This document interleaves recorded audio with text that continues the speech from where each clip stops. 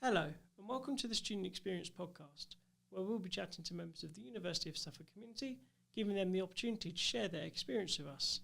I'm Sam, and I'm a member of the Student Experience team, and in today's episode, we're joined by Atharv Naphde, who is a Level 4 computing student.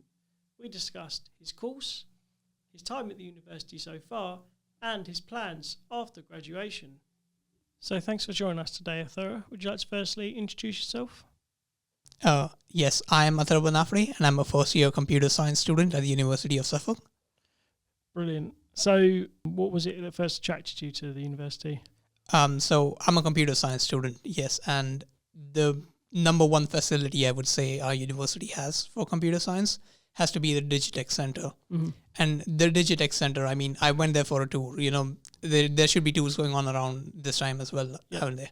So I went there to the Digitech Center and I fell in love with the technology that they have. The amount of new technology that they have and the amount of budget they've used mindfully on things that we're going to need for our future career. Yeah. That's what impressed me the most. And I was like, I saw this thing and then I went to other universities and I was like, yeah, none of this is as good as Digitech. Brilliant. So it'd be fair to say that they've got top of the range stuff. Yes, definitely. I would say that's what it is. It's top of the range. Brilliant. So have you always wanted to sort of study computing, or was there anything else that... Not originally. I mean, I was interested in both computers and physics. So I was quite split between if I want to go to a computer specialized career or a physics specialized career. But eventually I decided that, it's best to go for things that I'm actually good at and not just things I like, because I do have a passion for physics, and specifically in astronomy. But I'm not that great at physics compared to my scores in computers, which are really good. Yeah. So I've decided I'm going to stay with computers as my career choice. Could there be any overlap in the future? Or yes, actually, there is a lot of overlap because a lot of scientists use instruments that are essentially computers. Not exactly computers, but they're computers, right? They are a chip, and that chip makes stuff, does stuff for them, automates some things. So there's quite a bit of overlap. Actually, I'm not sure where I've read this, but I did read something about the university also spending in satellite infrastructure at a Astral Park for the physics majors. Oh, wow. Which I'm excited for that, and I want to, I'll probably approach someone and see if I can do anything on that, because I would love to volunteer and stuff like that. I mean, we know from experience at the university, you're really good at collaborating with different courses, so Yeah. I'm sure that's likely that'll be an option in the future. So in terms of like the University of Suffolk, was there any other courses here that you considered? No, not really. I mean, I was locked into computing by the time I was, I would say I decided on this at the end of first year of my A-levels, basically. So before second year of A-levels started, I just sat with myself and said, what thing can I realistically do with my ability and with my passions? And I realized, yes, computing is the one. So I focused more on computing for the second year of A-levels. And then I scored more in computing for my second year of A-levels. And then I decided, yes, this is where I want to focus, basically. So no other subjects were seen at all. That's fair. It's fair enough. It's good that you have a focus, because some students, they know they want to go to university, but don't necessarily know what course they want to do. So I guess that worked out quite well. So in terms of studying, what is your favourite part of studying here? I would say the assessments, hands down. I loved a lot of the assessments. I did not like a few of the assessments, but that's just because they weren't well suited for me personally. I know a lot of friends who have enjoyed those assessments, the ones that I did not enjoy as much. But I would say the assessment-based structure of the modules is something I really like. It gives me freedom to do what I want to with the course. Have you got like a specific one you've done so far? Yes. I mean, for the computer science degree, we basically have 3 pathways. So that's software design. We also have cybersecurity and AI. So I'm really interested in the cybersecurity one, and I only found out about my interest after doing the cybersecurity assessment. Okay. So basically in the assessment, what we were supposed to do is we were supposed to find out the threats and vulnerabilities of the UK's civil nuclear infrastructure. And for that, I had to do a lot of research into how the UK's civil nuclear infrastructure is based, what systems it utilizes, what are the weaknesses in those particular systems. Has there been, any sort of incidents previously with these systems? Do you show that, yes, my research is going in the correct direction, or are the governments aware about this issue, stuff like that. And then I just have to make a detailed report on it, which was really fun.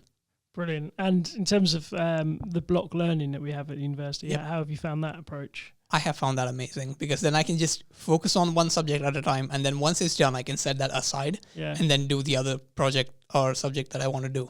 So we did networking, and in my experience, I love networking, but a lot of my friends didn't love networking. Okay. So maybe I'm just different. Or it's just, I found out that it's easier to, leave parts of the module that you didn't like aside and take with you the parts that you felt like were important for your future or something that you hadn't learned before. So you've learned new things and you can carry that forward into other modules without having to carry over the unnecessary stuff, basically. That's really, really great to hear. We can really hear the passion and enjoyment you're getting from your course. Mm-hmm. So I think for students that are about to start, higher education at university, they might not be too sure of the difference between further education and higher education. How have you found that transition from A levels to university?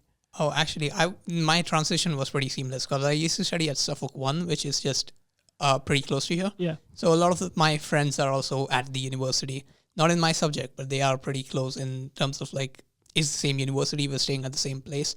So it was pretty seamless. It was just a change of organizations, basically. And then in terms of the kind of the workload or the way that the onus is on you, Yep. how have you found that? That was quite different because in A levels we were sort of like spoon-fed, hand-led. Yep. A lot of our things were, I would say, we were directed a lot. Over here it is still supervised at university, but it's a lot more. You have a lot more freedom with your choices, essentially. So I guess although it's more challenging, I guess for you it's more exciting and enjoyable because of that. Exactly. It's the thing I like most about university is specifically that I can do what I want and it's still going to get me the things that I want. Yeah, I think that's like you say, one of the really great things about being at university. So, when people come to university, I guess they have something in their mind about how they think university will be like. Was there anything that surprised you that you weren't expecting? Oh, there were a lot of surprises. Yeah. and I would say, I say that I said before that this was seamless. It wasn't exactly as seamless. There were a few hiccups, but I would say those were completely countered by the amount of support that the careers and enterprise team and the help desk at the Waterfront building showed me. So it was, I would say it wasn't the most seamless experience, but for me personally, it was pretty good, pretty smooth. Brilliant. How about in terms of like the social aspect of being here, that kind of thing? How have you found that? The social aspect is something that I was expecting it slightly because, university is a more international stage, sort of. There's not a lot of people coming from outside the country for A levels, but a lot of people are coming from outside the country for university education. So I do not have many international students in my bachelor's degree. I'm pretty sure I'm the only one. Not 100% sure on that, but I'm pretty sure. But for the master's degree and stuff, you have a lot of international students coming over. Yeah. And it's been fun to interact with them and learning more about their culture and everything like that.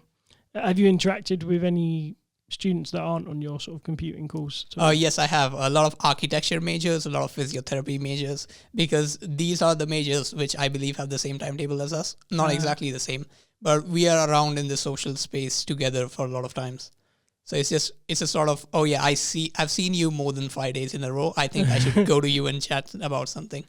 And, has everyone been, really welcoming and really open? Yes, everyone has been nice. It's been a really nice, comfortable experience at the university. I would say I found nothing that was, slightly uncomfortable. There were things out of my comfort zone, but ultimately I do need to step out of my comfort zone to evolve as a human being, right? So in terms of maybe it comes under surprises as well, how have you found the difference in kind of academic writing? Like, at university you have to have references and all that sort of thing. Yeah, that was all new to me. I had not experienced that before, and it was a learning curve, I would say. Definitely something that I can do now because I'm at the end of my first year. But when I started, it was very tricky. You do have help guides from the library and stuff like that, but I would say personally, I felt like it was something I had to learn and put effort into. So in terms of sort of, you mentioned about the library, how have you found the support that's been provided by Academic Skills, Careers team, your lecturers? Excellent. I mean, there's a lot of words I could use that would, I don't know, they wouldn't be as good as a descriptor other than excellent. Yeah. Because it was really, really helpful. I mean, the staff were really kind. They know what my problems are because I'm assuming I'm not the only student with these problems. Yeah. So I go to them and I'm like, oh yeah, I have this really unique problem that probably you haven't experienced before. And they go like, yeah, we have a lot. This has happened before. You don't have to worry. We've got your back, basically. How about the lecturers? How has that been from when you first met them, and how you find their support? And yeah, the lecture support has been really good. From the beginning itself, a lot of my lecturers were like, yeah, you can approach me if you have any doubts. We also have one-to-one tutoring sessions, which I haven't had the need to go for personally, but I do know a lot of friends who have actually gone there, had their one-to-ones with the teachers and actually learned more things that are really helpful for their career. can you really tell that they are experts in their field? Yes, they are. I mean, you can see their passion basically when they're teaching. It's just like, I don't know how to say this. You can feel their excitement for the subject come alive when they're explaining the lessons for you, and that makes it more engaging for you yourself. Absolutely. That's so great to hear. And that's something that we on the podcast I hear across the whole university. So it's brilliant. So in terms of, you're coming towards the end of your first year now, has there been any challenges that you faced that you've overcome? Yes. I mean, at the beginning, there were a few hiccups, as I said before, but those challenges were really just outdone by the amount of support I've received. So I would say the first month was slightly, I had a slow start basically at the university, but I did not feel that way because of the support I had received. So moving into your second year, how are you feeling about that? Are you nervous? Are you excited? Oh, I'm very excited. Second year is actually when we get to go to Digitech, and then I'll finally be able to reunite with my Moss wall, which, have I told you about the Moss wall? Okay, so basically at the Digitech Center, there's this room. You have a small kitchen over there, and it's kind of like a living room, but not really, because the actual living room is somewhere else. It's a really big space. But this is a small corner where you can sit, chat with your friends, play some games, and it has a moss wall next to it. And that moss wall is basically for you to get fresh air inside the campus, because it is ventilated, but it is also, you have to keep some machines enclosed, don't you? So the moss wall, I feel like, is a really nice place. I love the vision that they have put forward with the moss wall. Is that we need enclosed spaces for our devices, but we also know that you guys are human and you need your oxygen. So here's this space. You can, if you're feeling slightly claustrophobic, you can just go there to the moss wall. Alternatively, you could just step out the door, and you can have like a really big garden, which is there right next to our building, which I find it amazing that technology and nature just exists over there. The very beautiful coexistence over there. And then talking about the Digitech Centre, and for those that are listening that haven't necessarily been over there, what is it like in terms of facilities, like food and that sort of thing? I know there's like a Greg's around the corner, for example. There are a lot of restaurants. I mean, Douglas Bader is a restaurant that me and my father recommend you to go to Douglas Bader. Okay. Because my dad works in BT, so he's also at Astral Park. Okay. So my dad has worked in BT UK for longer than I have been alive on this planet. Wow. So he used to work in BT UK. We were here. I was born in the UK, and then we went back because he had to shift to BT India. And then we came back over here again because his expertise was required again. So it's been a bit of back and forth between being here and being back home in India. I would love to spend more time with my father, and I can do that at Astral Park because when it's break time and when I'm over there at the university and not with my friends, which would be pretty rare, but in situations like those, I can go just phone my dad and go like, are you free? Do you have lunch break right now? And then I could hang out with my father as well. That's really cool that you're able to do that. So going back to sort of the social aspect of university, have you got any societies that you've joined on? I have created a society, actually. I am the president of the badminton club, which is not yet founded. It is going to start activities in next year. basically. So we're going to have a session around Freshers Week to see how many people are actually interested. And then we're going to start sessions around late September, something like that. That would be at Inspire. But we are also looking into alternative sessions at Goals, because Goals is a bit more closer. Yeah. I would say right now we haven't, and nothing's put down in stone yet, right? So what I'm thinking is Inspire is the hub, right? It's where all the sports for the University of Suffolk happens. And they have 6 badminton courts compared to the 4 at Goals. So we could have actual big sessions at Inspire, and then some smaller coaching sessions maybe for people who are interested but not confident in their skills. Yeah, that sounds really good. And you mentioned about it starting next year. For those that are listening that may be joining us in September, get in touch. Like Exactly. I mean, we have a lot of equipment ready. There's a lot of what would I say? It's a lot of high-end equipment, basically. I took one of those rackets in my hand and I was like, wow, this is actually better than my own racket. So we are in the process of getting it up, and we would appreciate all the support. So even if you're like remotely interested in badminton, it would be amazing if you could just join us for a session and see if it takes you anywhere. Because university is all about stepping outside their comfort zone and exploring your opportunities. I think that's a theme that we've often picked up on the podcast is just chuck yourself in and give it a go. Yeah, exactly.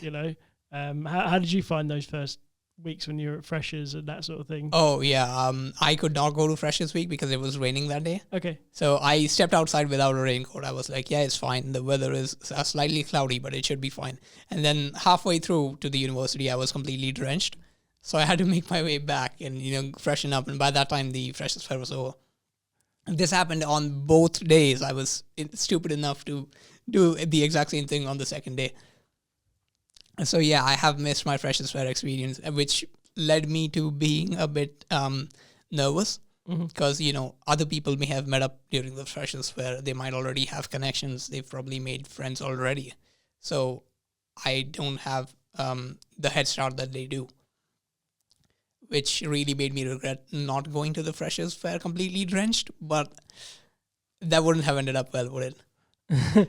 So you've come to the end of your first year now, which I'm sure has gone pretty quickly. Yep. So if you go back to September when you started, is there anything you would say to yourself then, knowing what you know now? Yes, I would. If I were able to go back in time, I would kick myself and say, put yourself out there. Yeah. Because my first event was actually in February. It was the Winter Hackathon. Mm-hmm. So what a hackathon is basically is a lot of people come together and work on a project. It is open to all students, but not many students outside of the computing sector come and do this event. Basically, it's just we had groups of 4 working on a project which was an inventory management system. So we had to make a story around what the company that's employing us is wanting from an inventory management system. And we had to present this idea to a group of stakeholders, which was basically the judges, right? We have to make an app and present the app in front of stakeholders. This is important industry experience. And it was presented to me in a really fun way, and I learned a lot of things in the hackathon, which I have taken with me as life lessons, essentially.